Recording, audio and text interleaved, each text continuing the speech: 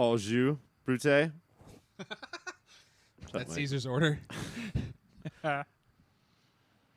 Gentlemen, we have sat on this fucking veranda for a week. We are tired, we are dirty, but it's all for the job of figuring out what is the single greatest movie of 1982. My name is Ryan, and welcome to the season finale of the two-part season finale of Movie of the Year 1982. The most unpredictable night in Hollywood. Gentlemen, we've got 4 movies left. Blade Runner, Fitzcarraldo, The Thing, and E.T. Any surprises there? No.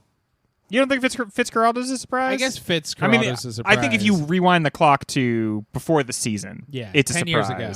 Yeah. When we were so young. Actually, back in 1982, when knew the season so little. began, when this was just a recording we made for people's Walkman. I want to do Make me dumb laugh. I want to do one of those pithy intros where we just shoot the shit for like 5 minutes and everybody's like, God, they're so funny and cool. Dude, I like Honey Bunches of Oats. But the 2 awards that we have coming up are sex and violence. So actually, why don't we take a break and just give out those fucking awards? Gentlemen, the first award tonight is Best Sex. Mike, not nominated, and I know how hard you were pulling this for this one. I was hard. Elliot calls his brother penis breath. I wish I had not said that comment right before. I think it's very important. I think it's more violent than it is sex. I could see that. But, penis breath is a real thing, and go to your doctor or dentist for that. Should not have been nominated or even considered. In 48 Hours, we have Gans, the villain, and the prostitute. Greg, you don't think that deserves to be nominated? I honestly, it's not that you don't think something needs to be put in there. It's the one thing we did is we switched it to most impactful sex. So we're saying best sex, and that's what it was before. But it's like most important to the movie. It's not like it's not sexy as they sex. sex so hard. Yeah, because I think we found it. Initially, we thought it would be best sex, but because this is America, we're not allowed to watch. We don't have a great relationship with sex, guys. Yeah, I don't think we watched very few movies where 2 characters just lovingly have sex. You're going to see with these nominees. I can't think of one. Yeah. Basic Instinct. Titanic? Oh, yeah.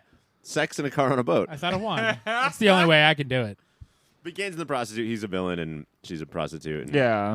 Okay. Let's just move on. Great. You know what I had hoped would be nominated for that, but was not even was not nominated was Eddie Murphy's character having sex with that woman that he met. Yeah, because endearing. that honestly, that's as close to nice, sweet, loving sex. Like he has been talking a big game about I got to get my rocks off since I got out of jail. I know my Eddie Murphy's really good. I know you guys. You don't have to. But he kind of acts like a 22-year-old guy would. I got to go score. And then after, though, he's just like, I'm going to call you when I get out of prison. And he thinks they're going to get married. He's so sweet. And it's that's the most realistic. That's how a lot of dudes get after. Also, doesn't he do that in front of a dude? Yeah. Which is the most impressive thing, to be sweet to a girl in front of Nick man. Nolte. Yeah. So not just a man, the man, Nick Nolte. Greg, your first nominee is, we talked about it so many times last week. It's here now. Brad is in the bathroom. Fast Times at Ridgemont High. It's definitely impactful. I mean, this is probably the most iconic scene. I would say, outside of E.T. in front of the moon on the bike, probably the most iconic scene of this whole year. I'm going to argue, not just this year. Of any year we've done of Movie of the Year, Phoebe Cates walking out of that pool with her top off. And, an underrated part of this is he's dressed as a pirate. Yeah. I feel like it's so easy to forget that part of what's even going more on humiliating. there. I bet that's what hits him a day later. Is and I was a pirate? Yeah, dude, he must have smelled like the Friars, right? Oh, yeah. If you work in a place like that, you reek of that shit. Man, I know it's too late, but if you can't lock the door, try to open a drawer so the door will open into it. Try to jam the carpet under. Maybe that'll do something to you. What are you doing? You can't leave your back to an unlocked door. Go to your room. You have guests over. The room might not work because there might not be a direct line of sight to Phoebe Cates. Oh, use your memory. You didn't have phones that broke that yet.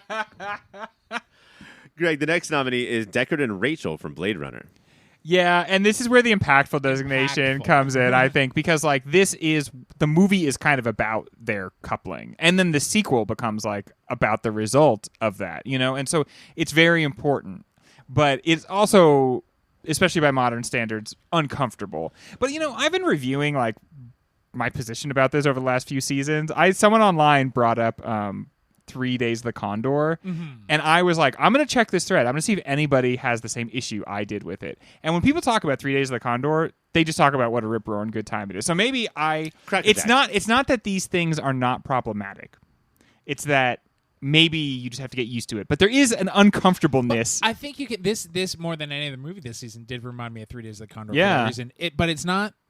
I don't like the whole she goes to leave and he bars the door. Sure. And then they end up having sex. There's the implication. Like, well, the whole movie is bad then. I do think the movie, again, like it's people's perspective versus the movie's perspective. I don't think the movie thinks Deckard is a great knight in shining armor. No. He is a nuanced, complicated kind of and he's very confused, robot. right? Because he's a robot. So like he's like very confused himself. I think that scene really stands out to me because of the actor, and it really puts Deckard in this strict comparison to Han Solo and Indiana Jones, who could absolutely get away with fucking anything they want to with any girl.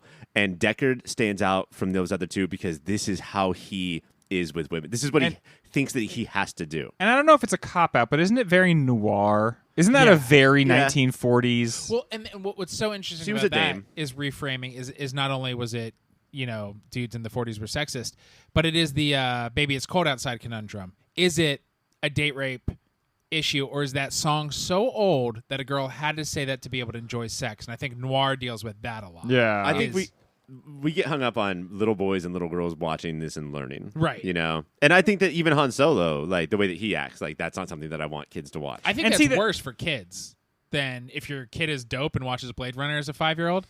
I think Han Solo is because everybody's cheering for Han Solo, and instead people watching Deckard are like, wow. Yeah, you can tell Deckard is the piece of shit in this scene, for sure. And I mean, like, I saw this as a young man, and I didn't think that it was appropriate to act that way. No, I've seen you pull that on people at bars, and it never works. If you don't let them leave the room. Right when Mike and I got to the studio tonight, Greg shoved us both against the wall. And I was turned on. Mike, the next nominee... So Terry Garr is nominated in this category. Hell yeah. Woo! But it's Michael and Sandy from Tootsie. I don't know if we see them. I guess we see Michael with his pants down. Yeah. And Sandy comes out. And then he's like starts shuffling towards her. Hello. So sexy, at least in my... And there's a post.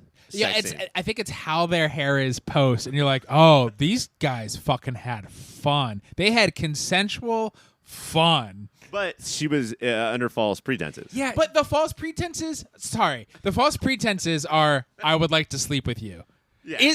But then they do. Is that false pretense? He's not being like, hey, the lights are off. I'm a different person. This is an example of not anyone doing anything to manipulate somebody into sex. But they definitely shouldn't have had sex. But sex is confusing, right? Yeah. I think that it is manipulation. Like, he was trying to try on a dress.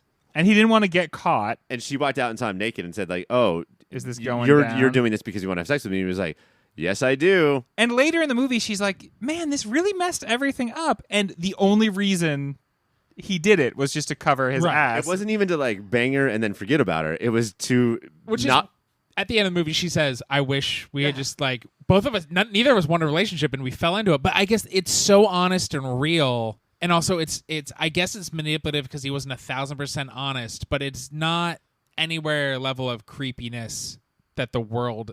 If you're 1% dishonest, you're 100% dishonest. I fucking hate being That's how I friend. live my life. Mike, the next one, the winner of Biggest Shithead, Mike Damone and Stacy in the Pool House. What an unsexy, completely accurate realistic portrayal of teenagers having sex. It is uncomfortable. It's so weird how it's become like the focus of our culture, this obsession with it. I think it's actually slipped because teens don't really do it anymore. But like, that's the worst sex you ever have in your entire life. Don't have sex in high school. Like, seriously, high fidelity. Don't have sex in high school. Wait until you get to college, and then honestly, like year 3. But then fuck everything. But it's also it's gonna be bad no matter what. When you're 24 and up, go crazy. But yeah, you have to kind of you have to wade through some pretty. So get it out of the way young. I think with another young person. I'm not a creep. I think people want to get it done with young because they don't want to look like an amateur in college or whatever. Superbad deals with that directly. I think they say that. Not realizing that when you get to college, for the most part, 99% of the time, they will just be as anxious and nervous and amateurish as you. Yes. Greg. Sex is never good. Sex is the one thing, though, where you should strive to be amateurish, right? Yeah, I try to. Greg, the final one is worse than Stacy and Damone. It's Stacy in the dugout. Yeah. Her sort of like just staring at, was it the light or the clock? The camera does this perfect job of if I look up at him, it's like the soft light, like the Vaseline on the camera lens, and it's romantic, but it's not. And so the camera lens just moves up to the light. Let's just focus on anything else. Yeah. We need to expect more out of men. Like, it's. I read recently Christine Emba's book, like Rethinking Sex, and you can't just do such a shitty job at having sex with somebody. That's not right.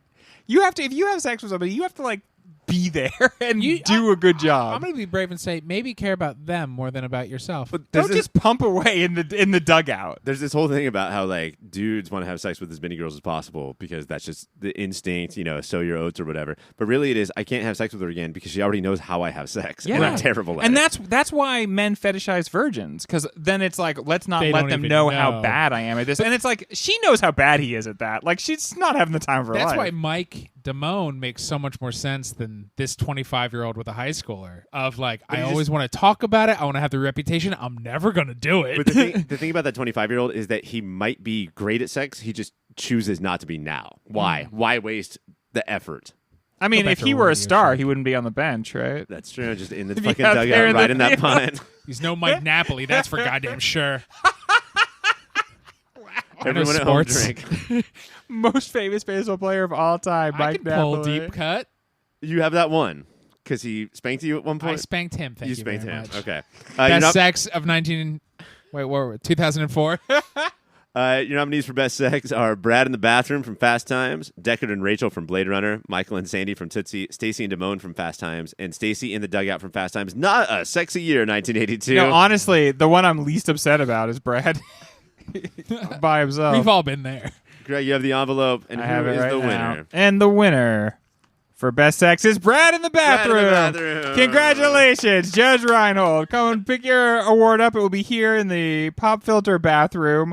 But we do have a time limit in the bathroom here. 30 also- seconds and you're out. Judge, before you get here, wash your hands. Yeah, Come on. dude. Dirtbag clue, Brad in the bathroom with the giant dildo. If Judge Reinhold gets here, and because our Pop Filter studio bathroom, there's a window that looks right down on where we record. Yeah. If he asks to use the bathroom, the answer is no, buddy. Yeah, especially if you start hearing that guitar solo. Constantly in red bikinis while we record. The next one is, of course, Best Violence.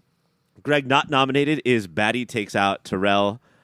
I'm surprised by this because eyes and thumbs. I'm Eyes and thumbs. I'm surprised about this because the reason I think this violence is interesting is that for Batty, this is dethroning and killing God. Mm-hmm. He literally holds his God in his hands and crushes his skull, and that is like, not that we like aspire to that, but there is something do. I think in us Yeah. that like recognizes that, like, it's so anime, You like want to punch your dad, you want to kill your god. Would society be better if, when you turned 27, you had to kill God. jab your thumbs into your father's eyeballs? Yeah. I think society might be better. And I mean, right, like, it's not a coincidence that he pokes out his eyes. Right. Like, I mean, it's a deeply symbolic thing to do to him. Mike, should it have even been considered, is the Enterprise, quote-unquote, explodes from Star Trek 2. This is for Best Violence. No, it's stupid. You mean the intro to the fucking movie? This is the first where thing we see in they're the movie. sort of mocking the whole show that came before it? Yes. No, it's not violence. So you're saying it should not have been considered? No. And it was not. Mike, the first nominee is from Das Boot. Have we talked about Das Boot We at have all? not Whoa. in, I would say, 3 years talked about Das Boot. The burning of the merchant ship. Okay, because again, this is most impactful violence, right? It's not like, oh yeah, get him. So emotional. So watching Nazis be uncomfortable with what they're doing and what's happened, and no, we cannot save the people screaming for their lives. I can't think of more impactful violence except for the kid from Come and See hiding behind that cow. Is it weird how grounded this felt, considering they were in the fucking water? There's no ground on the There's water, no- right? I mean, it's way down there. It's so far. They call them Nazis, but they were in the sea. Yeah, like that's yes seas. This is how we have to talk about Das Boot. But smart. this is, I think, like there's so many moments in Das Boot that will never escape my brain, but one of them is them going out to just see what's happening, and we never get the Michael Bay or even Steven Spielberg camera zooming around the sub. We only ever get it from their perspective of watching these people jump off the sub on fire. Like, this was harrowing. Yeah, and apparently, like, very historically accurate. That, like, if you were a sub captain and you were taking out a ship, you had to stay to sea, and so you basically sat there and through the periscope watched people die or drown. Man, there's so many people who are into subs. It would be the last thing on my list of like things I would like to do with the military. It's the tiniest area you could ever live in, and I call them hoagies. Well, it all depends on where you're from. I'm not calling them heroes. Greg, the next nominee is Deckard versus... You have talked so much about Deckard and Batty tonight. Yeah. But best violence, Deckard versus Batty. Last week, not tonight. I'm sorry, last week.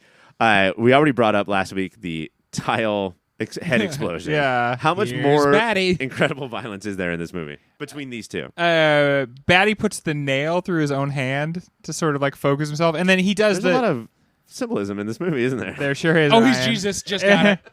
And he does the most surprising thing, which is he saves Deckard. And it's like in that way, you know, that's a clue probably as to what the nature of Deckard, but also that's the way in which Batty decides to live on, is his message will live on through like this carrier. That and like once Deckard dies, or once this battle is over, his life is over. Like this is gonna be it. So I'd rather go out in this way than this way. But the last scenes encapsulate the whole movie, which is there's like cool stuff and there's exciting stuff and there's dramatic stuff and there's like really good lines, and then there's just this weird carnivalesque aspect of Batty's like totally naked and driving his head through walls and just like losing it, and it's like everything is sort of spiraling out of control. In certain circumstances, Goofy is scarier. Yeah, Like he plucks that dove just out of the air, like. Do you guys, like Randy Johnson did that one time? Do you remember that? Do you guys get the impression, and maybe I'm just like, this is too much Klaus Kinski in me, but they were restraining Rutger Hauer for the entire shoot, and they were finally just like, you know what, bro, go off. Rutger out. You know, the only reason I would say I don't think that's true is all the J.F. Sargent, like his army of toys, and the fact that like Pris is like does so much tumbling and stuff.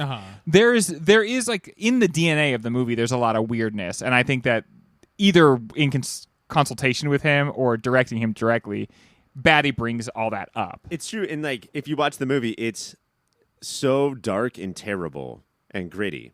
What's a hack internet term? Grim. It's all grim dark for so long. And then there's also all of this clowny shit, right? Yeah. And they're fighting against each other until they're literally fighting against each other at the end. Which is also why I argue Blade Runner is gritty and dark. It is never grimdark.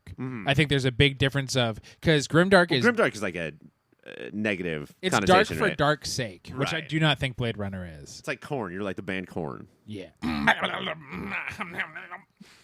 Okay, Korn, get out of here. I'm sorry. I gotta go. I love corn. Greg, the next nominee is Dogs in the Pound from The Thing. Yeah, this is definitely impactful. This is like one of the hardest scenes to watch, especially because those dogs really do seem so terrified. But No, they're actors, Greg. They know what's happening. those dogs are very clearly like, that dog, something's wrong with that dog. I don't like that one. But it's super scary, super gross, super intense. And super table setting. This is the movie you're in for the rest of the night. And as Be like, scared of Twizzlers, folks. you know, as the audience, you know the movie's called The Thing. You know there is a thing. And you're trying to figure out the nature of it. And in that moment, you are really like, oh my God, oh my God, oh my God. What is this thing? What's going on here? And so impactful? Yes. Very highly impactful. I remember so much. Like, I just remember like every shot. I remember the dogs freaking out. I remember being uncomfortable that these dogs aren't actors. They're actually this freaked out because this other practical effects dog just exploded on them. It's a crazy scene. Do you think it's more impactful now because in the last 10 years society has become obsessed with dogs? Yeah, and before I think they were that's just part of it. workmen, like they were just like our peers. Yeah, I think that in '82, you could totally just beat the shit out of dogs. You could like there was no, I don't know if there was PETA, but they definitely didn't have the name and like the voice that they have now. Right. Mike, the next nominee is also from The Thing. It's the dude on the table, and that's the craziest way to explain it because so much shit There's happens a lot in this going scene. on in that scene. His belly becomes teeth. There's several heads involved. His head starts to spider away. His head makes a break for it. It oozes While away he's from the rest dying, of the body. and that becomes very important. But It's knowing that that the entity itself will run away from itself. It's my favorite and the funniest part of the movie where we see Hell it go yeah. away and a couple of characters do too, and they're It like skitters Colonel away. It Russell. also like pauses, like, is anyone to see? Yeah, it really. It's a head with spider legs, and it tries to just mosey on out. just go They should have away. had the head whistling. Hey guys, what are we doing? I'm just Yeah. one of you. I've been here the whole time. It's what separates it from a movie like Alien, where the xenomorph, or like a movie about bears or any wild animals, like they're just Jaws, let's say, killing machines. This has personality in this scene. You know, And it's like funny. It does stuff to fuck with you. It enjoys fucking with you. Yes. Mike, the final one is from Gandhi, I believe, another movie that we have not mentioned. Well, Candice Bergen, we talked We about did. a lot. We but, went in pretty hard on Candice Bergen. The giant, massive killing is Uh-huh. not nominated. This is a row of beatings that got nominated tonight. I guess the reason I'll talk about both right now. Thank you very much. You are welcome. The massive killing in that show, we kind of decided was too obvious at what it was trying to do, and so that severed the impact because you could see the camera being like, and now they'll look at this. Or the beatings, the camera is just still, and just 5 dudes at a time walk forward until they get beat. Then 5 dudes walk and they get beat, and just that. The repetition is for a reason, for the audience to like. And it's methodical and calm. And before it starts, there's like characters that are setting out like medical supplies. Yes. Like they're like like you see them prepare to be beaten. What's crazy is that when we watch World War II movies, it's like the Nazi soldiers are always falling back on, we're just doing our job. But here we have Gandhi's followers saying the same thing. We're just doing our job. So both these jobs are just going to happen at the same time. it's a living. It's a living. Your nominees for Best Violence are The Burning of the Merchant Ship from Das Boot, Deckard vs. Batty from Blade Runner, The Dogs in the Pound from The Thing, The Dude on the Table from The Thing, and A Row of Beatings from Gandhi. You don't want to rip through the whole envelope, Mike? No, I'm good. I don't want to stitch together 8 pieces. Your winner of Best Violence is The Dude on the Table from Yeah. The Thing. Because it's fun and funny. Billy teeth. It never stops adding things. Like, it's just constantly being like, put a mouth right there. 'Cause, okay, let's so many throw mouths. some fire there. We kind of suspect this guy at the moment. He starts having a heart attack. The doctor's about to give him a shock, and then his belly opens up and just eats the doctor's arms. Also, we've got 7 like built soldiers and then 1 chubby dude in a sweater. Like, Yeah. dude, you are gonna get fucked up. So, congratulations to The Thing and to the dude on the table. You both had rough lives. When we come back, we're gonna take a break, and when we come back, guys, 4 movies will become 3. Your number 1 seed is Blade Runner. Your number 12 seed is Fitzcarraldo. Now, I don't want to do what everybody thinks I'm gonna do. Just freak out. And freak out and vote for the first seed, right? Guys, we got to give some talk to the 12th seed. Fitzcarraldo made it all the way to the final 4. And it should be very proud of its effort. And it's not like it's not, oh, good for you, sport. Like No. it's worth it. It's a very good movie. It's just running into a real powerhouse here. People should watch Fitzcarraldo. One thing I have to say that I didn't love about this movie is all the dialogue is overdubbed, and it's not done in the most careful way. Once it gets to that point in the production line, no one fucking It's already cares. been Yeah. 8 years of trying Yeah. to make this movie. They're like, get it out. Yeah, but it's like I felt like they could have worked more to sync up what the overdubbing was, or try to make it a point of the movie. Maybe it was, and I just totally missed it.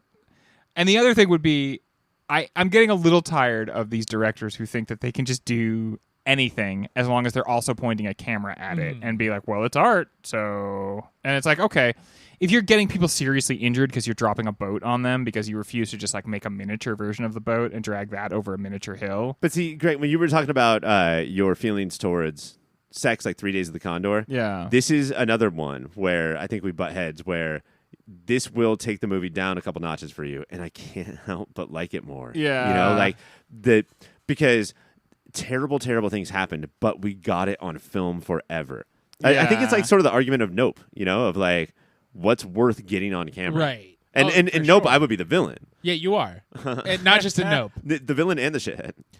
I think it's also...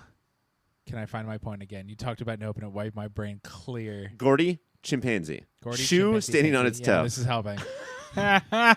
Oh, Nylon got it. bad guy. Thank you. It did help. That even though it was so long ago, like 40 years at this point, I think it's rare to make the person of hubris also pathetic. Again, talking about ways how movies in the olden days were better than modern times is he is not a strong man. He is not. He is obviously pathetic, and people do not like him, and you know that right away. And that makes, I guess, at first sympathetic because you're like, yeah, let's bust out that opera at that party, and then very quick you're like, no, this guy does suck. This is a guy who, like, he doesn't just want to put on opera.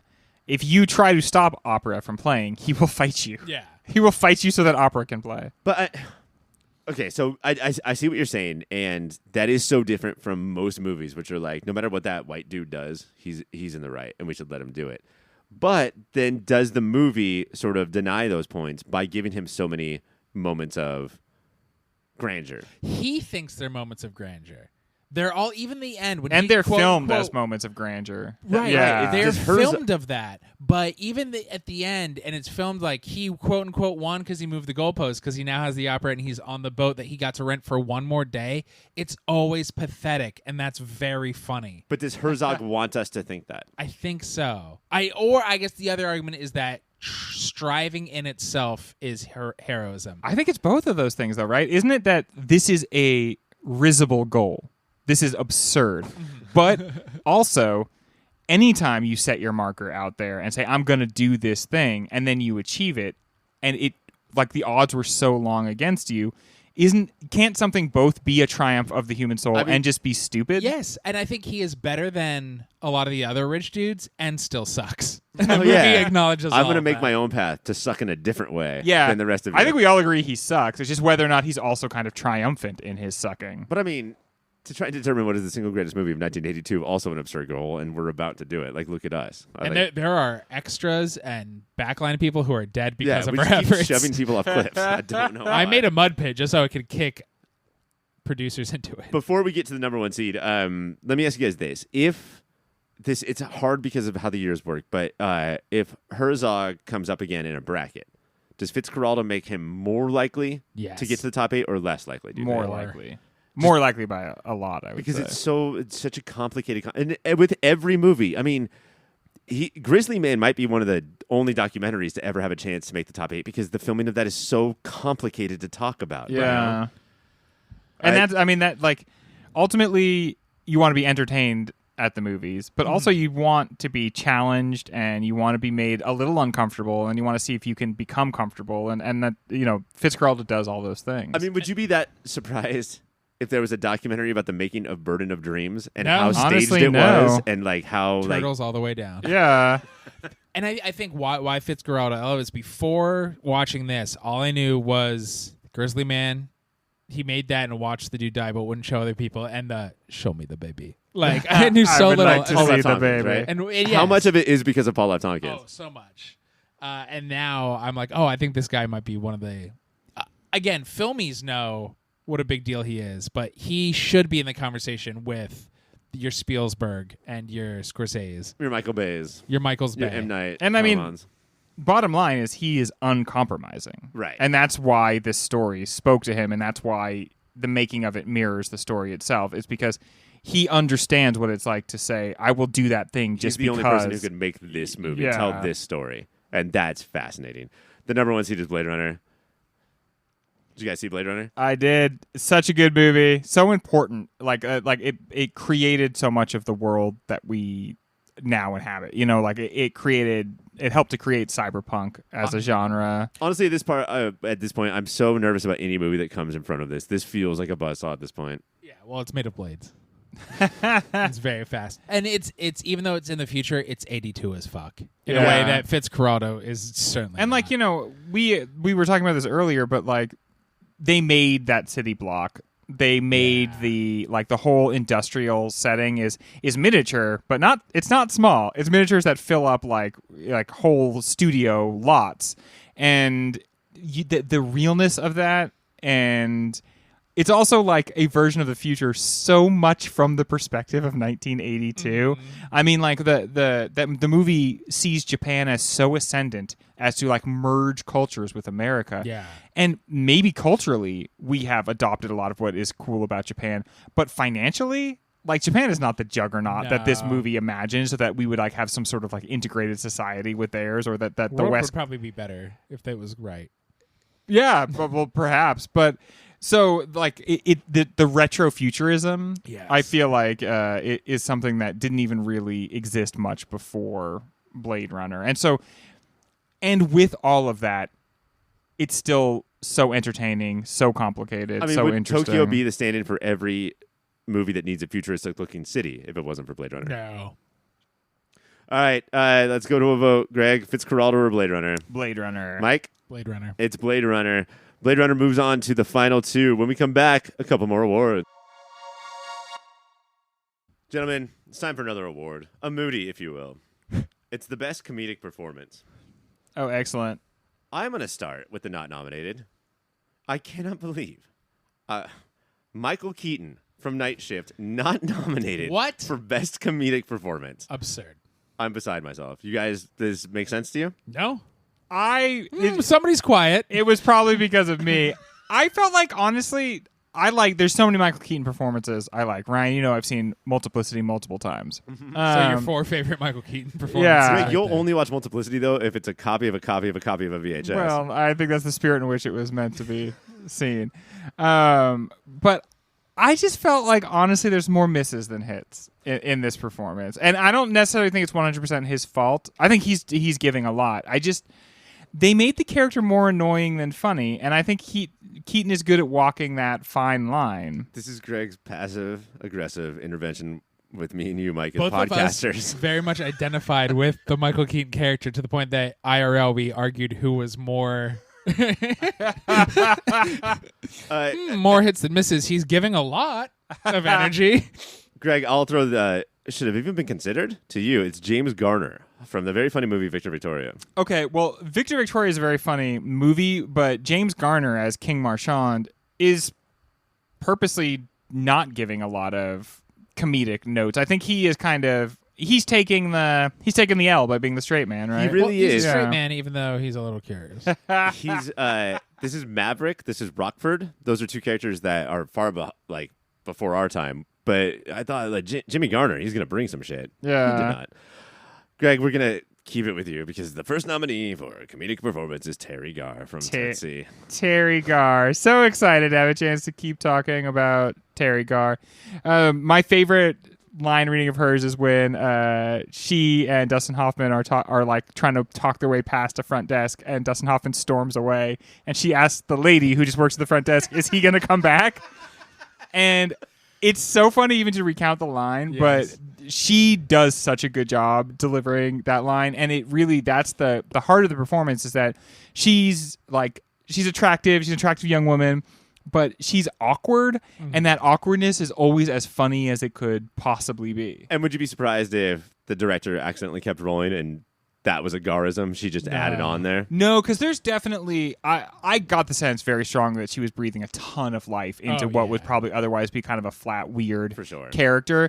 And it's like her awkwardness is so important because what is so awkward about her most of the time is that she's kind of attracted to her buddy, but kind of not, and she doesn't know what to do with it. Or like attracted, but I feel like I'm the only girl in this room who can see the douchebagginess. Yeah, and I have to kind of take care of you, realistic. and I don't want to do it eternally. Right. So can I posit 2 questions to you two gentlemen?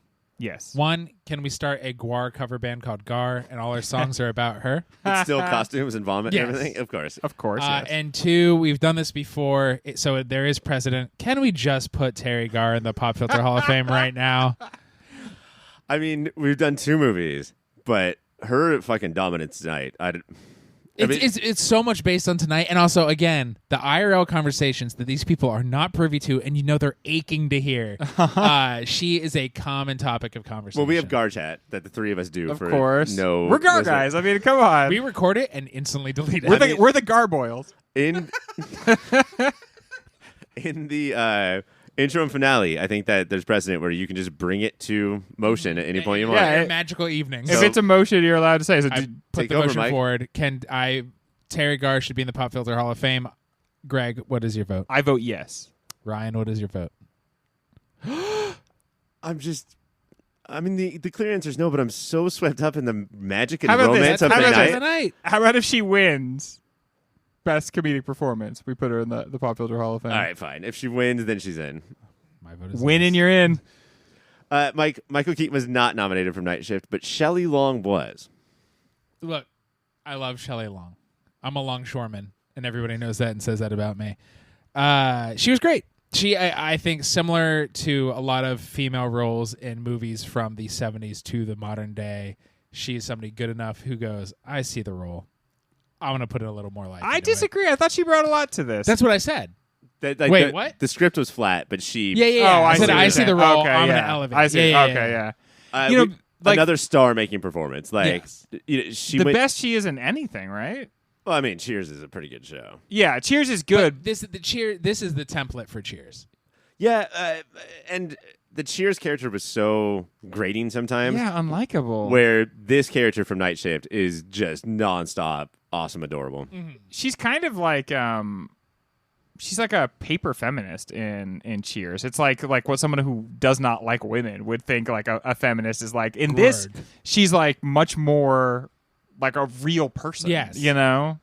And yeah, like how she bounces back between being secure with her job, but also you could make her insecure if you really try. And like, what does that say about you? Just handled all of that well. And I think the whole knowing nothing, but we get to just say stuff on here. I don't think Pretty Woman would exist without her role in Night Shift. No, always say this wouldn't exist without this. Yeah. It makes you sound smart. Well, this would not. Pretty Woman would not exist without Shelley Long. I just want to shout out real quick that Film Spotty would not exist without Movie of the Year. That's true. Greg, I'm so glad to see this person here and ask you about him because I was a little nervous. I was a little nervous based on your the other things you said that Eddie Murphy wouldn't get nominated for Best Comedic Performance. Yeah. But this is full at Nick Nolte thing, right?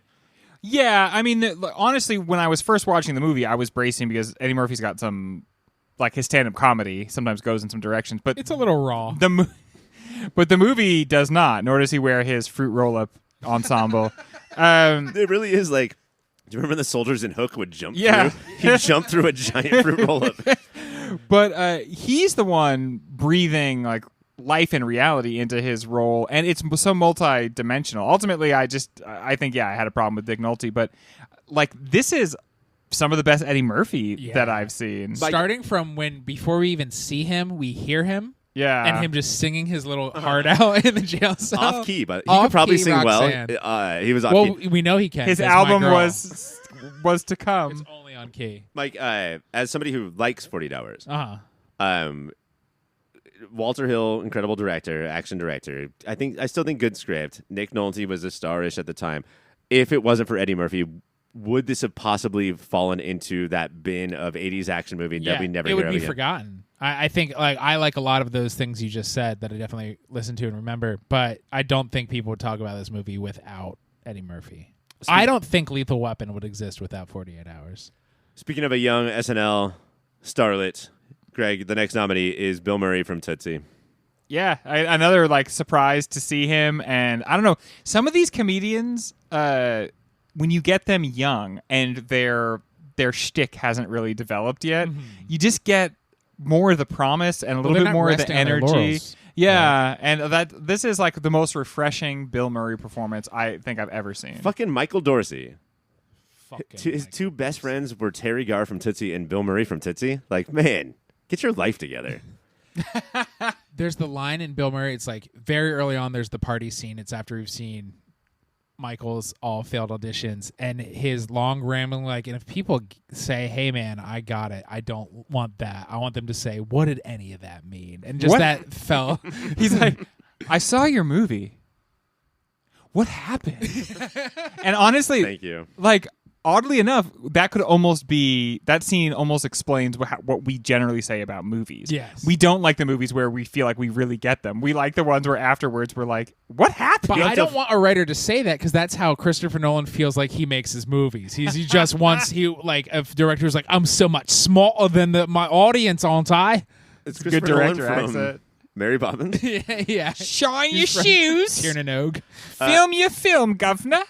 Mike, the final nominee. And when I think about Terry Garr, Eddie Murphy, and Bill Murray from this category, laugh out loud punchlines. The final nominee, Mike, is Robert Preston. And I'm not sure they're there as much as just you're going to make me smile the entire time. Wall of charm. Just wall-to-wall charm. And, yeah, every you're line smirking is at some every level line. of joke. And, yeah, he knows that the whole world is a stage in the unhealthiest of ways and really delivers. And again, I think it's really like it's a vaudeville shticky. And not to take anything away from Robert Preston, but Terry Garr, Eddie Murphy, maybe even Bill Murray, we've talked about tonight how like they improv that. Like that wasn't in the script. Like they're blowing it. I feel every line that Robert Preston says is very scripted, but in the best way possible. I think that leans to the vaudeville nature of it, right? Is that this and the fact that you can still deliver it like that and it works. For him, I can see the writing. Like that Terry Garr thing about like, is he coming back? That's so. It's funny because it's so odd, right? You know, like that we don't see that, but with Robert Preston, everything he says is so familiar that's what makes it funny, you know. But it's familiar. It's arch. It's new while being lived in. Like this guy. I want to find more of his movies than the two I know exist. What if his IMDb was 2 movies? I'd watch them over and over again. Best comedic performance nominees, gentlemen, are Terry Garr from Night Shift, Terry Garr from Tootsie, Shelley Long from Night Shift, Eddie Murphy from 48 Hours, Bill Murray from Tootsie, and Robert Preston from Victor Victoria. Pre-rip. And as per our agreement, if this is Terry Garr. If this is fucking Terry Garr, I'm going to shit in my pants. Terry Garr! Oh, welcome to the Pop Filter Hall of Fame, Terry. And welcome to Ryan's Pants, a big old turd. Terry Garr, I hope you have a Funko Pop made after you, because you are now in the Hall of Fame. Oh, yeah, that's going to be a tough fight. We'll probably have to buy like a Leslie Knope and change the outfit a little. Speaking so much of Victor Victoria, let's get to Best Musical Moment. Greg, not nominated, was Fitz getting to the opera. And us having to watch, what do you think, a solid 8 minutes of an opera in that movie? And it's like helicopter shots, like circling around. No, in the beginning when he actually... His hands are bloody. And this guy, please let us in. Fighting his way in, like a travel for 3 days just to get here. And we get to, I don't like opera, but I do now because he likes it so much. Yeah, I have to say, that's a lot of opera, but it pales into comparison to how long an opera is. Yeah. Like... Man, a couple minutes of opera, that's cool. But like when they do an opera, there's like 3 hours with like a half-hour break in the middle. That's too much. If you're there the whole time, you're like, but Bugs Bunny's going to come out the braid soon, right? Yeah. It's the Anakin Padme. But Bugs Bunny's going to come out the braid soon, right? Did Herzog put that shot in? Because it really is just like a static shot of 8 minutes of opera. So we could appreciate it too, or we could think... Fitzcarraldo's even crazier. I think we're supposed to walk that... Yeah, I think we're supposed to walk that line between like...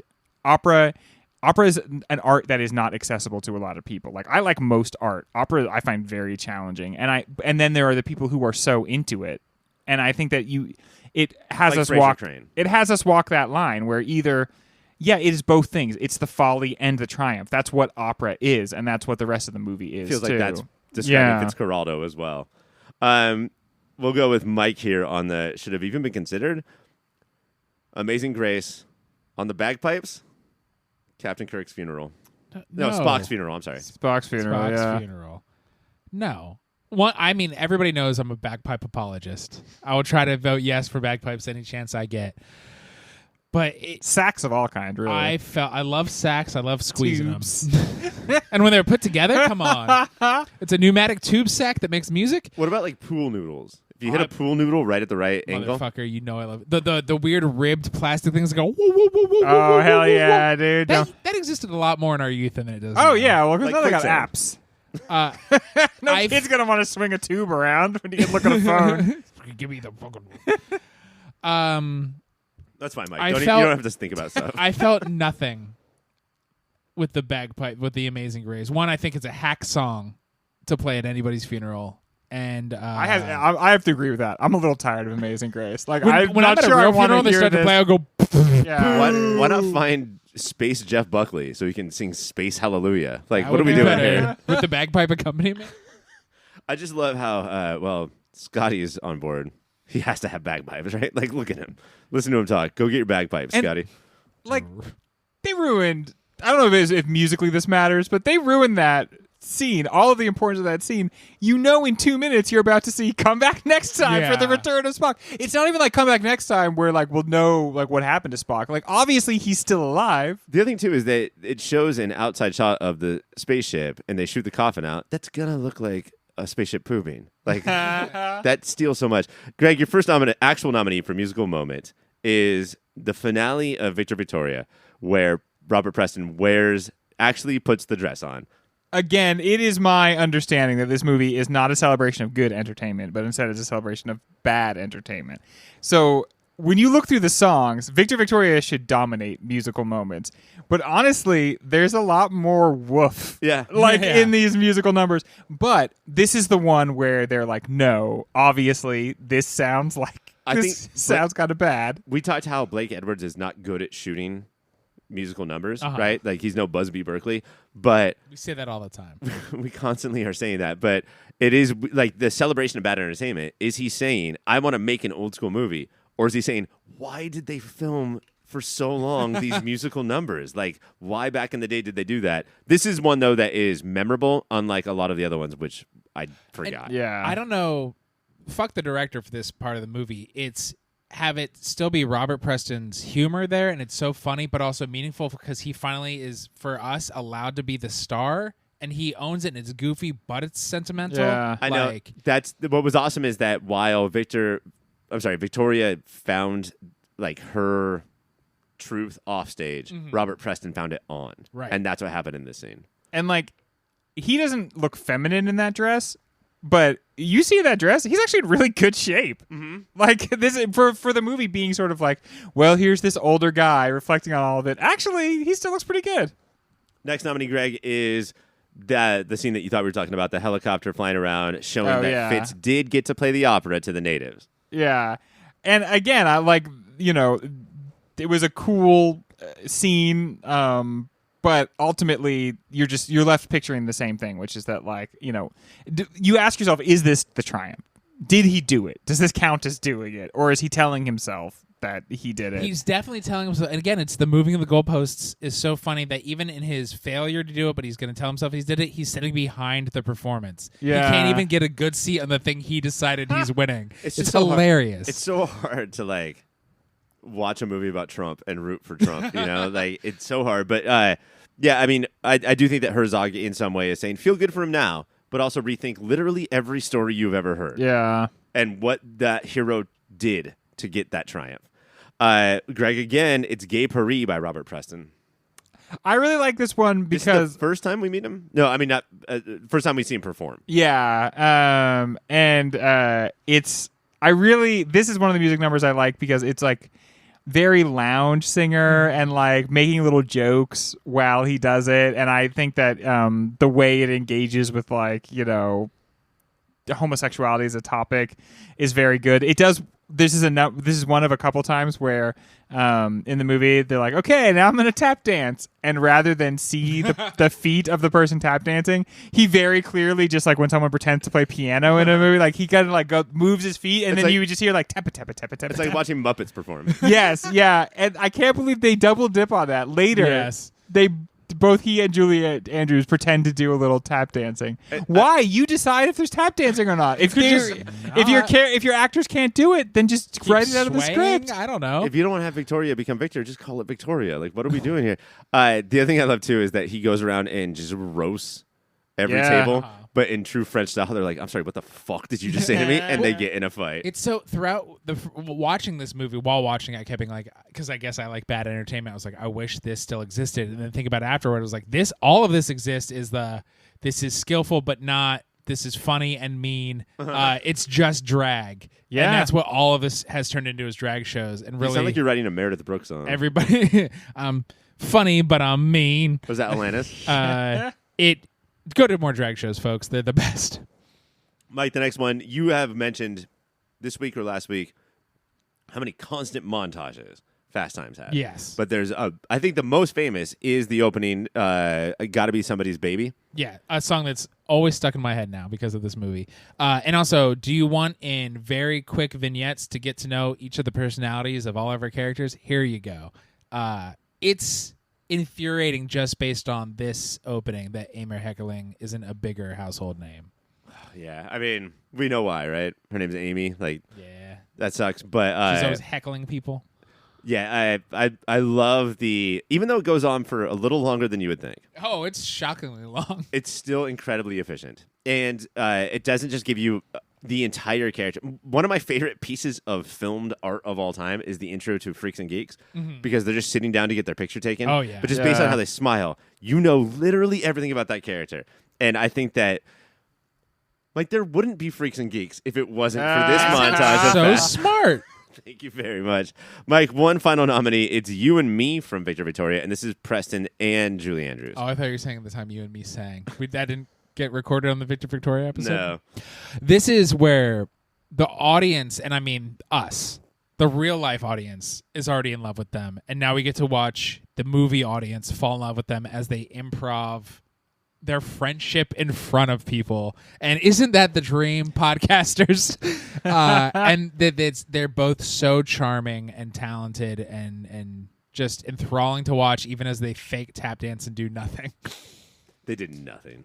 Your nominees for Best Musical Moment are the Victor Victoria finale, the Fitz Plays the Opera at the end, Gay Paris by Robert Preston, Somebody's Baby from Fast Times, and You and Me from Victor Victoria. And whoever wins is Hall in of the Fame, Pop Filter Hall of automatically. Fame. Terry Garr. Terry Garr. It is the finale of Victor Victoria. Good job, Robert. Yeah. I think that's a good choice. That's like, it's not surprising, but it's like, oh, very cool. And he took a really hard fall at the end of that. And And so he was old. I'm glad for him, yeah. And two wins for Robert Preston tonight. He That's won on-screen not duo. surprising to me. Yeah. I think every time Preston is nominated, he's going to win. And I kind of feel like after listening to our Victor Victoria episode, when Robert Preston wasn't on screen, the three of us were a little bit bored. You know, even though he's like, Who am I supposed to be in this? There's not a fat old queen on stage. Who do I care about now? King Marchand? No, I don't identify with that person. he's handsome and powerful. Yeah. Congrats to Bobby P. When we come back, we're going to take 3 down to 2. Hey guys, thank you so much for listening so far. And let me just tell you that everything ahead of this commercial is much better than what came before it. That's my guarantee. While I have you here, let me tell you about a website. It's called yourpopfilter.com, and it's everything you need that's related to Pop Filter. Everything Mike, everything Ryan, everything Greg, everything Cassie, everything is there at yourpopfilter.com. While you're there, go to yourpopfilter.com/Amazon. Make that your new Amazon bookmark and do your shopping from there. That way, we get a little piece of the action, and Amazon doesn't. Make sure you're also listening to everything that Pop Filter has to offer, which includes the Superhero Show, a podcast that covers every single TV show that's based on a comic book or comic book property, and Movie of the Year, where we sit down and try and figure out what is the single greatest movie of any given year. That's Superhero Show, that's Movie of the Year, and that's yourpopfilter.com. Rate, subscribe, review. Bye! When we talked about 48 Hours versus The Thing, we were like, these are two genre changers. I feel like we have that same thing right now with The Thing versus E.T. I guess 3 makes sense, right? Like right now in the bracket, we have Blade Runner, E.T., and The Thing. That feels right. That is very 80s. Why don't we stop right now is where I'm at. Where they all win? They all share a win. crown? Yeah. Sometimes artists will start with the same sort of like prompt and then go in like very different directions with it. And like that's part of how Frankenstein was written, like 3 artists together, like coming up with an idea and then going in different directions to write about it. It feels like on some level, these are kind of an alien comes to Earth and he's like nothing anyone's ever seen before, and it changes everything for everybody. It feels like kind of like the same. Is. But then Greg. very quickly, obviously, it's a different genres, goes in totally different directions. But like you can see the hopes and fears of this country in 1982 depicted in these 2 stories, which kind of have the same germ. And one John Carpenter saw at our weakest, we are craven, we are callow. At our weakest, we are Wes Craven. Yeah, it was a real diss to Wes Craven. I mean, he said his name in the quote. And then in Spielberg's E.T., the Extra-Terrestrial, which is how I always dub it, he's like, no, it's all about connection and hope, even when things seem dark. And is it because they're both amazing bouts of filmmaking and effects? Is your vote going to go because this is how you view the world? It's not about how you view the world. It's about how you present your worldview. That's sort of where I don't care what your worldview is. Just tell me it in a clear way. And talking about E.T. versus Poltergeist to me was a series of set pieces and a ton of ideas. Mm-hmm. The Thing is a classic movie. But when I compare it to E.T., it feels more like Poltergeist. You're insane. I feel like The Thing then becomes, in my mind, a series of set pieces and ideas. And it is a crystal clear worldview. I don't think it flows as well. I think that it's super lumpy and it has its ups and downs, and I think that it cares less about its downs. I think that's because you are hopeful and naive. Just like E.T. It's like the nicest thing you've ever said to me. I think that it owns that. Or I think it tries to own that. And whether it successfully does or not. Like at the end of the day, and I know John Carpenter wouldn't want to be asked this question because he does not like to be asked any direct questions about. Just let me play my video games. Yeah. And smoke pot. He'll sit down to interviews and be like, "What the fuck did you just ask me?" Yeah. Your name, sir. But I have to say, I suspect strongly that there is nobody who knows exactly what's going on in The Thing because it was never decided. Like you can't look at the light in people's eyes and decide. You but can't. I think that's there's not a strength of the movie. You don't think that at the end of the day the artist should know what takes place in the art and then portray it from that perspective? I think if the point of the movie is paranoia, then no. I think this and it works. is, right? Yeah. That nobody knows because at the end of the day, in this scenario, it does not matter. I think a lot then of why humans does the movie were take killed so much? and a lot of things were killed. Faulkner came in to rewrite, was it The Big Sleep, the Humphrey Bogart movie? And they asked him who was responsible. Biggest. And he's like, I don't fucking know. I don't that's not the point. I don't fucking care. It's the oldest daughter, right? I don't remember. She was the biggest napper? But I think The Thing is definitely the cooler movie. For me, it's the newer movie, and so I'm a little more excited by it.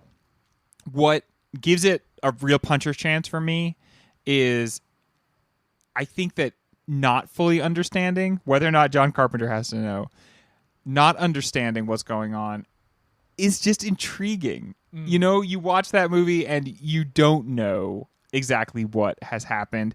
And I think that makes you maybe have more questions than E.T.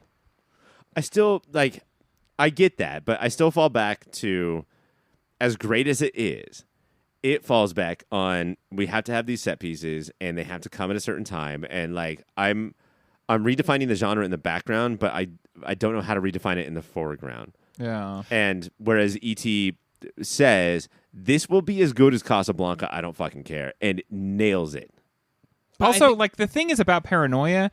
E.T. is about 100 things. The Thing seems very primarily about paranoia at the center, and not as much of a 3-dimensional experience as E.T. That's exactly what I'm saying, is that The Thing had so many cool aspects, whereas E.T. was overwhelming. I think E.T. is also, and this isn't a dig, they're both about the set pieces. It's just one, maybe this is arguing for you guys, is that E.T.'s, some of the set pieces are like, here's the heart set piece, here's the terror set piece. Fuck you guys, you're talking me into talking myself into E.T. That's a My Chemical Romance song? Mm-hmm. Okay. Do you guys want to debate anymore, or should we just fucking pull this plug? I think I'm ready. Mike, we'll start with you. I think E.T., I was coming at it mostly remembering Mac and Me and really only remembering the big hits. And so watching it... The part from Mac and Me where he pushes falls off the... watching it, I was surprised by that it is more than the big hits. It's more than just E.T. on the moon. There's so much interesting and things on it. And The Thing, I only saw it for the first time a year ago, and it had the stacks of people being like, you gotta watch The Thing. And so, but I'm going to vote for The Thing. Greg? Wow, you really went all around on that one. When I was a kid, I think I thought that the point of E.T. was that like the government is these faceless people who we always have to worry about, and that is like the paranoia message of The Thing. But E.T. is really about the fact that like even in an organization where we're faceless, there are still people who like have this glimmer of hope in them. And I don't want to say that in my vote I'm choosing hope, but Hey, Obama. I feel like No, but you are being a real Obama right now. I feel like I am more interested in the worldview of E.T. I'm more, there's maybe more going on in it ultimately. It's maybe more of a 3-dimensional space. It talks more about the 80s by opening up the conversation in other avenues than just the fact that like it was a very paranoid time. It's not easy for me. This is by no means a slam dunk, but I'm definitely going with E.T. It's an absolute slam dunk for me. Again, going back to Poltergeist, The Thing is so much better than Poltergeist in every way. Like, I think that it's better at storytelling. It's better at like focusing. The effects are so much better. Yeah. Sure, but like focusing its ideas into one coherent thing instead of being like, there's an idea. What do you want more ideas? Here's another one. I think that The Thing dominates Poltergeist, but E.T. is like one of the most focused. Like, here is exactly the tone and the worldview that I want to set out and make. And it's not like I get the hope part, but the fact that it's a family movie or that it's a sci-fi movie is completely beside the point to me. Like, this is to me one of the perfect movies of all time, like top 10, because everything that it sets out to do, it disregards all of that genre stuff and just says, no, we have to tell this particular story. And I think that it stands. I know that I'm going to get second place just like I did with Jaws, because Dog Day Afternoon won, but Jaws and E.T. stand together as in we have this sort of science fiction-y thing, but really what we're talking about is, what does family mean? What is found family? And is your new creature, shark or alien, a part of your found family? Or will your found family bond together against that? I do wish they had gone with the director's cut of Jaws, where the sheriff and the shark just flew over the moon together. Do you wish there was a sequel where it was Jaws versus E.T. and the tagline was, no matter who wins, E.T. loses? No matter who wins, we all win. But yeah, it's absolutely E.T. I'm tearing up right now just talking about it. I fucking love E.T. You're also cutting onions. That's true. And I need to sharpen my knife. Is that how you do it? I've heard that. Or wear goggles? Or chew gum? There's so many ways to chop onions. E.T. is going to move on to fight Blade Runner. But when we come back, more Mooties. Hola, Filterinos. I just wanted to interrupt real briefly and say thank you for listening. Thank you for your support. If you want to support us a little more directly, you can go to patreon.com/yourpopfilter. There, depending on what tier you pick, $1 a month, $5 a month. If you're crazy, anything more than $5 a month, don't do that.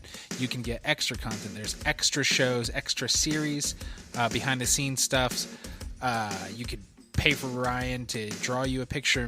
I can write you a poem. You can get the shirts off our very own backs. All of that and so much more over at patreon.com/yourpopfilter. While you're on the internet, you should check out Shady Monk. He does all the tunes you've been listening to. He's on Bandcamp, he's on Spotify, SoundCloud, wherever kids get their music these days that I'm too old to know. Shady Monk lives there. You can probably follow him on Twitter and Instagram as well. That's Shady Monk. Wherever you get music, check him out. All right, gentlemen. The two biggest awards. Well, three, I guess, because Picture of the Year is going to be the best. I said picture. Yeah. You guys like Flick? Flick of the Year. I like motion picture. Cinema. Mike, not nominated. Kurt Russell from your beloved The Thing. Oh, wow. Not Not nominated. nominated because he's too pretty. Not even his hair? Greg shouldn't have been considered. Craig T. Nelson, Poltergeist is really getting punched over here. Yeah, I feel like the show about Poltergeist, we were like, this is pretty fun. This is a cool movie. But then tonight, it's just been like all that's gone right out the window. Context matters. A Poltergeist in its own show against itself, it's pretty good. Against any of the other movies we've had to talk about or think about tonight, no. Compared to the other movies, it's kind of a turkey, which is why I call it Poltergeist. Poltergeist? Greg, I get it. Your first nominee for Best Actor is one Sir Benjamin Kingsley from the movie Gandhi. Yeah, it felt like it would be wrong to not recognize what a great performance this is. Mm-hmm. The movie left us a little cold. I think me less than the two of you, but it's not Ben Kingsley's fault. His performance is the most complicated part of the movie. It's the most interesting part of the movie. It's the directing and the screenwriting that really kind of falls flat in this movie. Like the directing was flat, but also the directing was not complicated. Yeah. Like we're not going to tackle all the stuff. You're never going to blame the actor for the director and the writer, producers not getting into all of the weird Gandhis. Like you're still going to be like, but Ben Kingsley rules, right? What I really appreciate about this performance versus every other Oscar bait movie that came after this that was clearly trying to re-Gandhi it is how big those actors would get. Yeah.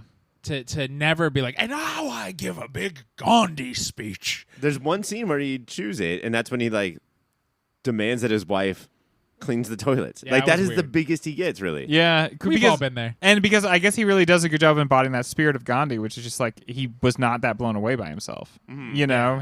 He's like, well, I'm whatever. That's okay. I shit just like anybody else, one leg at a time. And I make my wife clean it up.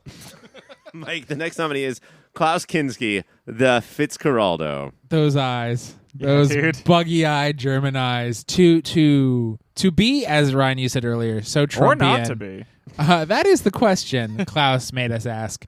To be so Trumpian and yet still so sympathetic in the year 2022. Just have crazy hair. I think that's it's that mostly they all the have weird to ass do. fucking hair. I love that he's like, who did I cast as a weird vampire guy again? Oh yeah, that'll be the guy for this one. Klaus. He is pathetic. He is grandiose, and you love to hate him and hate to love him all at once. We've been talking about how it's not just about the money; it's about the cool. And there's multiple times where he gets anxious, gets nervous that the people on his boat don't find him cool, and he'll wander over and be like, "You guys think I'm cool, right?" I know you're going to do what I say no matter what, but you like that though, right? Yeah, I mean that's like he wants to be at the center of everything, and he wants to feel like really respected, even if the people he's asking to respect him are all like getting ready to steal his boat. What about the fact that his first name is Fitzcarraldo? Weird? No, I have no comment about that. His name is Fitzcarraldo. Greg, it's Mike's turn. Good to know. Good to Greg, know. I need you to know that. Mike, the next nominee for Best Actor of the Year is Eddie Murphy from 48 Hours. I mean, there's a reason he was in the Best Comedic Performances. That is a performance, and he But is an couldn't you actor. see him get nominated for comedic performance and not this? Well, we're not the Oscars, Ryan. Except We're the better than. performance is more than just the comedy aspect of it. I mean, because okay, is it funny, that scene in the bar where he pretends to be the cop? It's kind of notionally humorous, but that's not what's making that scene That is go. the scene to point at, I think, because how you can see the character hiding how fucking scared he is, and that I have to keep hitting the gas because that's the only way to get out of this bar possibly alive. I mean, the fact that he puts on a cowboy hat is not just making fun of hillbillies, but we're looking at John Wayne, Gary Cooper, Robert Mitchum level confidence as far as an actor goes. Eddie Murphy. Greg, the next nominee is Paul Newman for... Have we mentioned this movie at all? We have not said it No. one Did we watch time this movie? today. It's from The Verdict. This, Paul Newman is a name that's bigger than dressings. But and I have seen him in a few movies. This is his piece de resistance, though. I mean, this is such a delicate, interesting, layered performance, and The Verdict doesn't attempt to be everything. And instead, it's this one kind of shattered guy who is maybe not for the best interest of anybody, trying to reclaim the dignity of his soul by winning this one last case. And all those layers you see in Paul Newman, he's so pathetic and yet so grandiose depending on what Like a what scene it Fitzcarraldo. is, like a Fitzcarraldo. And the thing is, too, with the verdict, the Jonathan verdict, is that when you look at Butch Cassidy or the guy from The Sting or Cool Hand Luke, is that they're losers. And we see them put on the makeup or do whatever right before they go in to show off how they're Paul Newman.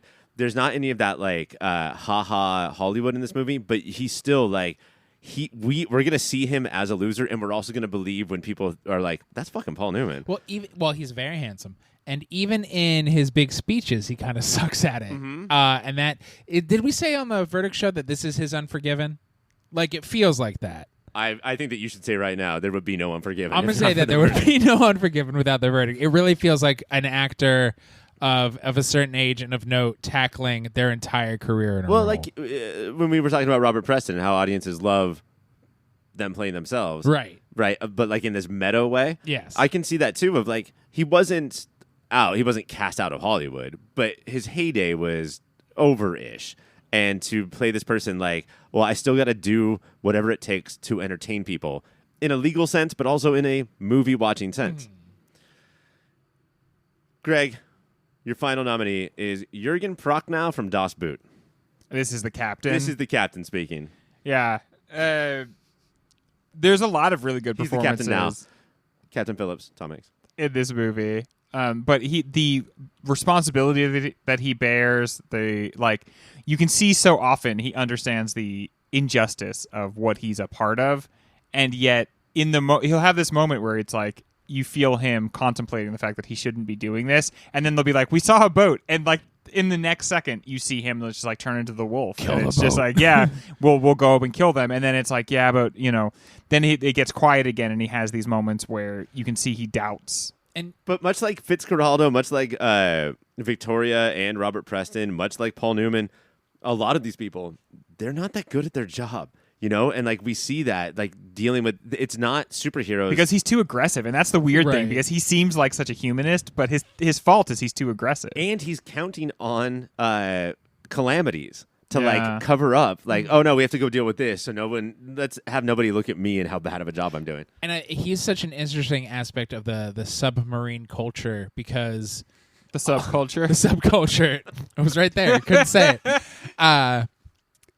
They're all punk rock, but in the army. Like, that's how they act throughout all of it. They're like, psh, whatever, we're not going to do what we want. And he is too human for all of it, but then he hits the gas and is too monstrous for the army. Like, he is the older version of what all the younger sub guys think they are. It's another interesting part of the movie is that we meet a diverse cast of characters that all have their like foibles, but what he does is sort of ignore them. Like, I'm going to see you guys as all the basic sailors that I need to see you as, and I'm just sort of going to ignore that. The person I'm going to focus on is the person who's taking pictures and tell my story, and I'm going to make sure that he tells the story that I want him to tell. While That's making Captain fun as of him fuck. every chance he get. Your nominees for Best Actor are Ben Kingsley from Gandhi, Klaus Kinski from Fitzcarraldo, Eddie Murphy from 48 Hours, Paul Newman from The Verdict, and Jürgen Prochnow from Das Boot. Oh, you're going to Greg, hear the winner here's in the just a envelope. second. The PA took a minute to get it to us. Fucking Pennsylvania. All right. And the winner is Paul Newman from The Verdict. I stand by that. That's a good one. Had to be. It's the one mention The Verdict was gonna get, and deserved. This isn't a gimme. Paul Newman crushes, man. It's not just about the Caesar. But I think that this came down to Ben Kingsley versus Paul Newman. Yeah. In that who stole that, like elevated that movie more. And then I have to say, the movies kind of helped determine it for me anyway. Yeah. Like it's like I don't know, like a MVP discussion, but like he's the MVP on a winning team, Right, so exactly. So Ben Kingsley like barely got a shitty team to the playoffs, and Paul Newman ruled. Let's go to Best Actress. Mike, should have even been considered. It's Jo Beth Williams because she was in Poltergeist. No, Okay, let's move on. we don't respect the flat ass. Okay, but one of the early weed moms. Yeah, Like, that's true. we she's respect way that. ahead of weed mom culture. So we have two weed icons, and it's Spicoli and Jo Yeah. Beth Williams. Greg, the first nominee is Julie Andrews, Mary Poppins from Victoria. Yeah, she's so fun in this, and I think she got to have a lot of fun with the role, and not being quite the prim, Not totally not being that either, but contemplating selling her virtue for a meatball. Like when she pops out of that closet and punches a guy in the face. It's like, Mary Poppins, did you do that? Yeah, it's again somebody playing with their reputation. This might be her Unforgiven. Has anybody said that before? I didn't even think about the fact that Sound of Music and Music Man were Son in of the same Music movie. Man. Wow. But I do think I'm not a smart man and I don't know what talent is, but like Mary Poppins and Maria don't show a lot of nuance and humanity in those movies. And I'm sure they she sing has real other good. roles. They sing real good, but she is a living human person trying to get by in this world. Even if it's cartoonish sometimes, you believe that she feels human feelings. Yeah, she's begging, borrowing, and stealing. I hate to interrupt, but Greg, if Mike's hand touches the table again, can you please stop that? I know he started doing that pretty hardcore. Well, now I'm doing it mockingly. Sorry, Mike, go ahead. She's real good.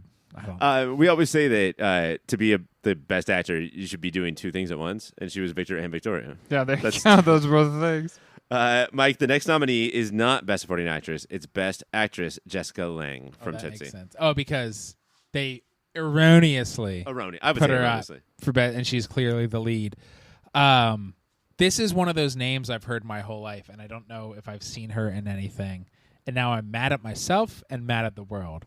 She, again, to echo the thing we've said throughout both shows, I don't know if the role Lange has in Tootsie offers that much, and she fills it with humanity. I think the secret is, does she fall in love with Michael when Michael is dressed as Dorothy? Which I say is totally yes. Yes. And then is like, we can't be bros anymore because I'm in love with you. Right. And then that's what sort of helps you come to terms with the quick ending of, hey, you're Dustin Hoffman, I'm Jessica Lange, let's be together. We're just together. But also, I think is complicated, and this is in the performances of the movie, is it's just a 2-block walk they're taking. Who knows if they end up together? Tootsie 2, they break up immediately. They're like, oh, wait, fuck you, you lying weirdo. He goes back and tries to make it work with Terry Garr, but they're still kind of like, why are we doing this? Mike, your next nominee for Best Actress, by the way, not nominated for an Oscar, is Jennifer Jason Leigh from Fast Times at Ridgemont High. Not nominated for and is this introducing Jennifer Jason Leigh? I have to assume. It feels like a forgettable role. It's not fully ingenue. It's not showy, but and also, is she kind of the Seinfeld of the movie in that the outside characters will be wacky and funny, and they're all like, I do this. They each have their one thing, and she's Right. like, I guess I do everything. Like she is so sad at times and so funny at times, and more worldly than everybody, but not because she's lying, but because she listens to everybody who's around her, so she actually learns and is like, wait, this is what life is actually about? That's a good point. Like, the camera really does stay on her. It's her face. Watching her watch other people. Because she's the freshman, everybody allegedly knows more. Mm-hmm. And she has to learn in this movie that I guess they know more. Oh, wait, they fucking don't know more. Greg, the next nominee for Best Actress is Shelley Long from Night Shift. Yeah, just a fun performance, a lot of humor. Night Shift eschews most of the drama, and so this was like just based on the humorous performance, but I think it's among her best. Would you pull the Jessica Lange card and say that maybe this was more of Best Supporting? Yeah, this feels like more of a supporting role. I don't know. I think that she did the best she could with the character. Ultimately, the prostitute in seeking out a pimp just feels like such a weird, unrealistic role. I need somebody to take my money. Yeah, it's like it seems to really misapprehend what the nature of that relationship is. But what she is asked to do, she does it, and I think she does it better than she's done it in any other role. And then, Greg, the final nominee is Charlotte Rampling from The Verdict. Could The Verdict go 2 for 2 right here? I think it could. I don't know what's up with this character, who is trying to reclaim her old life by betraying somebody that she's just met, by maybe Shelley Long style prostituting herself kind of to do it. I feel like maybe they fucked. The difference between her and Shelley Long is semantics, right? Well, ultimately, I think the movie is like, how much is she betraying this guy and how much does she actually... I mean, she's betraying him fully, but how much is she doing him just because that's part of the job, and how much is she really drawn to him? Yeah, so it's very complicated. She does fall for him, but also it's like it's the same power play that a lot of our characters have made. Like, I want power. This is how I'm going to get it. You know, it's like the same. Like, I want to be on top. And I feel like we see all that brew behind the scenes in her eyes. Such every expressive scene. eyes. Yeah, and so it's like she's not. When you first watch it, you have no idea what's going that's on. the thing. That's a second viewing because the first viewing, she's got that like British like. I'm gonna like my pulse is never gonna move from me. Yeah, that like you like when it's revealed that she was a villain, like she's in like some sort of spy traitor ring, completely off guard. Yeah, that's one of the bigger twists in any of the movies that we saw this season. And it's like at first you're like, am I not understanding what's going on here? But when you rewatch the movie, as you pointed out, you can see in her face from the first time she meets him that she's almost immediately torn by what she's doing. She's seeking out to destroy the last of somebody's basically already destroyed life. It also shows that Frank is she sees right away that Frank is as smart as he thinks he is, and he is smart. Also dumb as fuck. Yeah. Like he's so dumb. I can manipulate this guy no problem. Well, he can control everybody but himself. Right. And if you can control everybody but yourself, that's not that much better. Right. Because if all you want to do is drink and play pinball all day. Hell yeah, the life of a king. And a couple of eggs. Just a couple of morning couple eggs before you go to your important meeting because you'll sober up on the way over Which there. he was late for, but he did put that quarter in the pinball machine. So, all right, gentlemen, your nominees for Best Actress are Julie Andrews from Victor Victoria, Jessica Lange from Tootsie, Jennifer Jason Leigh from Fast Times at Ridgemont High, Shelley Long from Night Shift, and Charlotte Rampling from The Verdict. This envelope Mike was licked. Here's the envelope. It was just licked shut. And now you've touched it Somebody's spittle is all over my on your hands. The winner is Jennifer Jason Leigh from Fast Times at Ridgemont High. Folks, go watch Atypical because she's still doing amazing work. It's crazy, number one, because it's not Terry Garr, but two, because she is a teen in a comedy. Like, most people wouldn't give her awards, but we did. We're woke AF.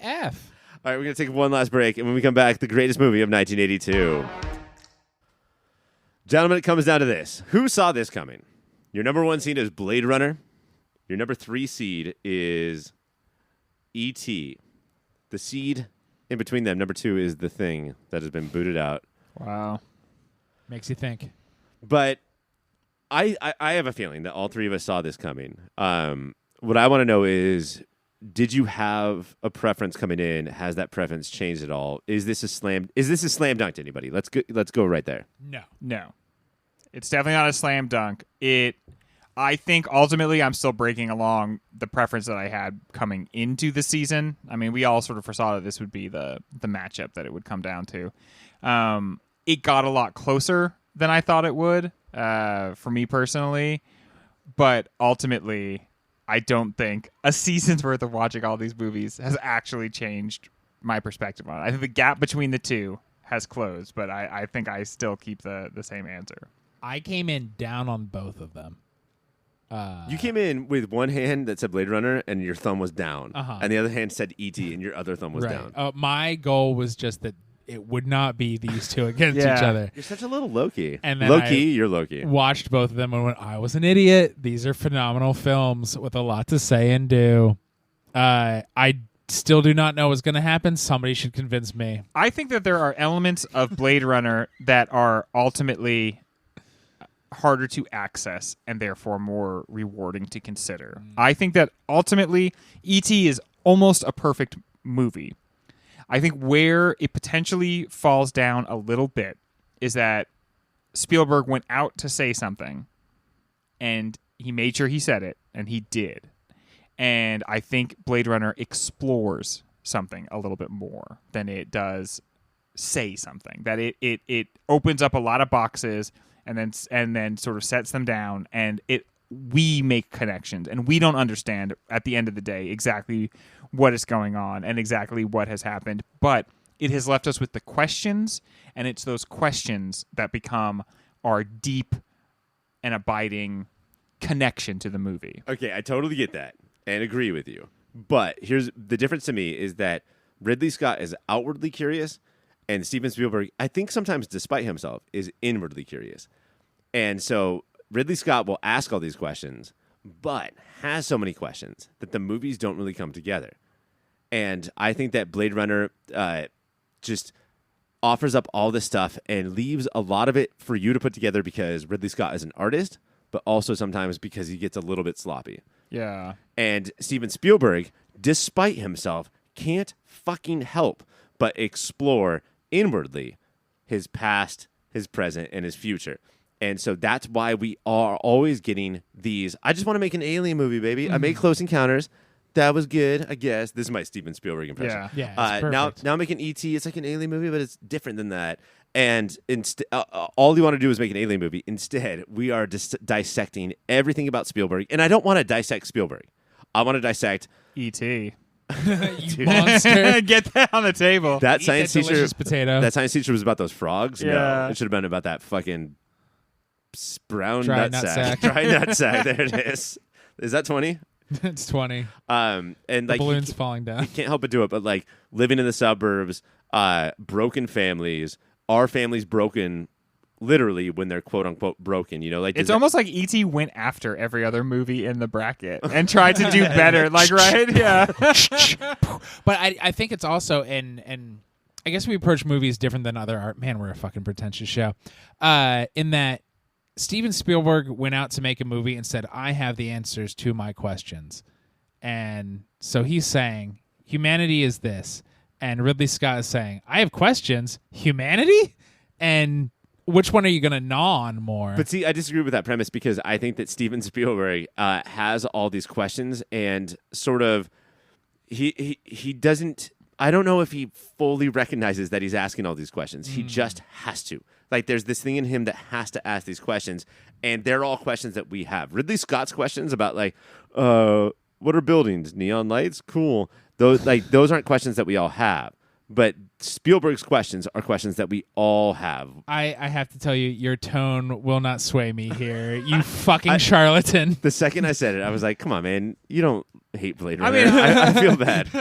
I think that the questions it asks about, like, existence and... What does it mean to be human? Yeah, what does it mean to be human and, like, what happens to our experiences when we pass and everything, and that sort of, like, hyperfixation on mortality. I think that he is asking some of the biggest philosophical questions out there. Sometimes I wonder, is Spielberg too good at filmic language? I sometimes think that, like, we watch these Spielberg movies and he cannot help but totally explain to you what is going on just Through the using camera. the camera. Yeah. That sometimes it's almost like, okay, you're so good at that, but could you give us less just so that we can knit our impression of the movie into I totally the fabric of it? I don't think that there's anybody better at placing the camera. I think that there's nobody better at like. And in this movie, he is specifically really very good at This it. might be his peak. Like we mentioned Jurassic Park last week about CGI and practical effects, but this might be his peak as just a fucking filmmaker. You know, I think as a director, he's unimpeachable. You know what I'm trying to say? It's the writing, like stuff feels too pat, and it's the Doctor and Elliot are the same, and it doesn't feel like, whoa, that's magical. It's like, all right, bro, this is your new father figure, and he's you, I guess. And before I watched it this time, I remembered Peter Coyote being a major part of this movie. Yeah. This time he's barely in it, and it's all about the E.T. Elliot relationship. Yeah. Elliot starts with an E, ends with a T. Uh-oh, hang We're on. all aliens. We are all aliens, though. Yes. Like the Peter Coyote person was something that scared me as a kid, you know, and will scare future kids that watch it, but not a major part of the movie. What he's interested in is, I think, those shots of the suburbs of. I was just thinking of the biking again, and like all of the BMX stunt crew. Yeah, the stunt guys, but like the shots of the suburbs and being like, what does being alien mean? Like ET's in a found land.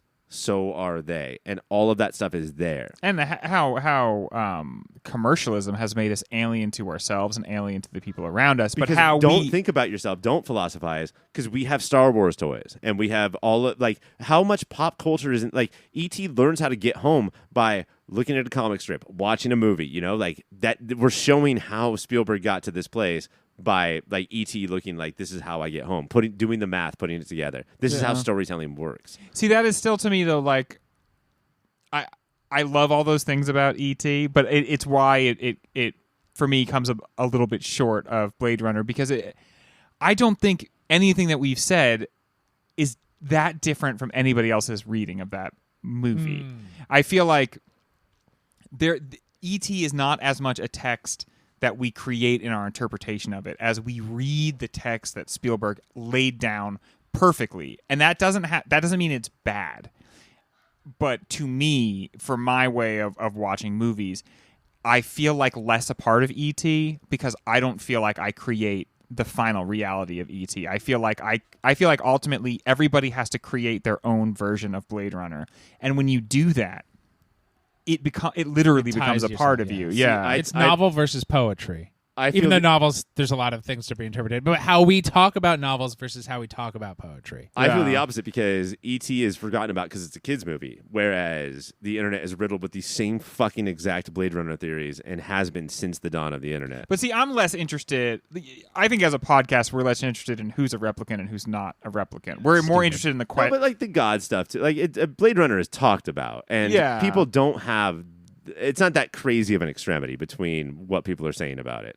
Yeah, well, I mean, it doesn't. It's not that everybody has to have their own absolutely original take on it. As much as there are these questions and your individual answers to the questions, although they may not be radically different than anybody else's, you may come away with the same set of answers. There's just a lot more answers for you to individually give. It feels a little bit more like a choose your own adventure. And see, with E.T., I just think the answers are only the beginning. Like, once you get the answers, like, that's when the movie opens up. And I guess that's always the way with Spielberg, right? That it's like on some level, AI. Some level, you think that it's simple, but on another level, it's like, well, no, it's simple. You think it's simple because it's matters of the heart, but those are the most complex matters. Well, Mike, I'm going to you last. So, Greg, what's your vote? I am going to be not a slam dunk, not by a huge margin, but for the reasons I have laid out. I am Blade Runner. And I'm E.T. Mike, for the entire season of 1982, it all comes down to you. It's too much. It's too much on my shoulders, gentlemen. I abstain. Has that happened ever?